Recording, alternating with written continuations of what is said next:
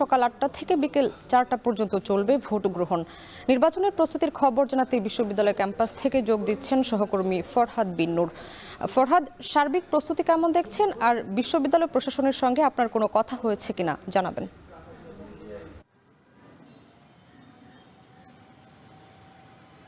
শাম্মী, এখন পর্যন্ত বিশ্ববিদ্যালয় প্রশাসনের সঙ্গে সকাল থেকে কথা হয়নি, তবে তারা নিয়মিত যে ব্রিফ করেন সেটি যখন করবেন তখনও কথা হবে এবং আমরা আরও তাদের কাছ থেকে বিস্তারিত জানার চেষ্টা করব।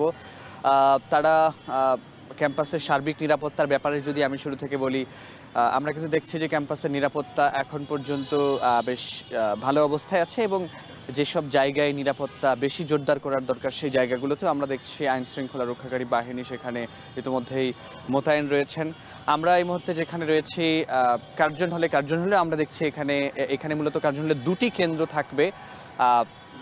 তো এই দুটি কেন্দ্রকে কেন্দ্র করে কিন্তু এখানে আমরা দেখছি যে আইন শৃঙ্খলা রক্ষাকারী বাহিনীর সদস্যরা কিন্তু ইতিমধ্যেই আমরা দেখছি এখানে তাদের উপস্থিতি দেখছি।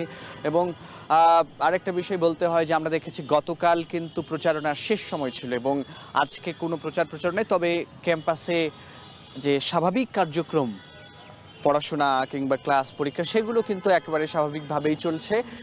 আমরা জানি যে মাঝে কিছুদিন বন্ধ রাখা হয়েছিল এই পরীক্ষাকে কেন্দ্র আপনার এই ভোট গ্রহণকে কেন্দ্র করে, তো সবার দাবির মুখে সেই ছুটিগুলো বাতিল করা হয়েছে এবং শুধুমাত্র যেদিন ভোট গ্রহণ সেদিন শুধু ছুটি থাকবে, অর্থাৎ আগামীকাল সকাল ৮টা থেকে বিকেল ৪টা পর্যন্ত চলবে ভোট গ্রহণ। আমরা জানি যে গতকাল চিফ রিটার্নিং অফিসারের কার্যালয় থেকে যে বিষয়টি জানানো হয়েছে যে এলইডি টিভির মাধ্যমে কিন্তু প্রত্যেকটি কেন্দ্রের বাইরে সেখানে লাইভ দেখানো হবে যে কে কত ভোট পেয়েছে এবং প্রত্যেকটা কেন্দ্র থেকে আলাদা আলাদা করে ডিক্লারেশন দেওয়া হবে যে কে কত ভোট পেল এবং সব কেন্দ্রগুলো এক করে তারপরে চিফ রিটার্নিং কার্যালয় থেকে আনুষ্ঠানিকভাবে ফলাফল ঘোষণা করা হবে সব কেন্দ্রগুলো একসাথে করে।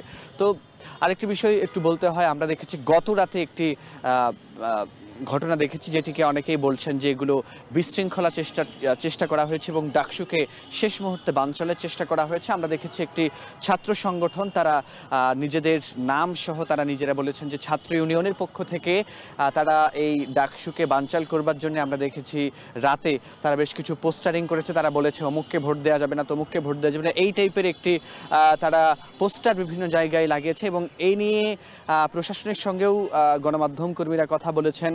তারা যখন গণমাধ্যমের সঙ্গে যখন কথা বলা হয়েছে তখন চিফ রিটার্নিং অফিসার জানিয়েছেন যে যারা এই ধরনের কার্যক্রম চালাচ্ছেন তাদের বিরুদ্ধে ব্যবস্থা নেওয়া হবে, তবে তাদের বিরুদ্ধে এখন পর্যন্ত কী ব্যবস্থা নেওয়া হয়েছে সেটি আমরা জানিনি। তবে সাধারণ শিক্ষার্থীরা বলছেন যারা এ ধরনের বিশৃঙ্খলা করার চেষ্টা করেছে তারা মূলত ডাকসুকে বানচাল করবার জন্য শেষ মুহূর্তে শেষ চেষ্টাটি চালিয়েছেন।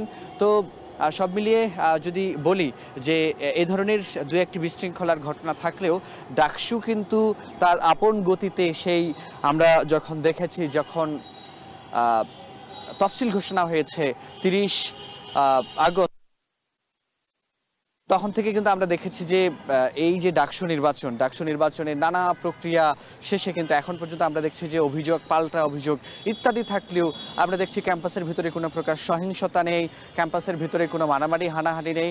তো এটিকে কিন্তু গণতন্ত্রের সৌন্দর্য বলাই যায়।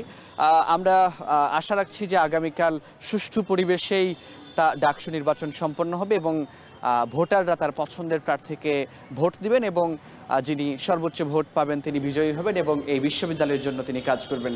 তো সামনে এই ছিল ঢাকা বিশ্ববিদ্যালয় থেকে আমার কাছে ডাকসু নির্বাচনের সবশেষ তথ্য। ডাকসু নির্বাচনের প্রস্তুতির খবর জানাচ্ছিলেন সহকর্মী ফরহাদ বিন নূর।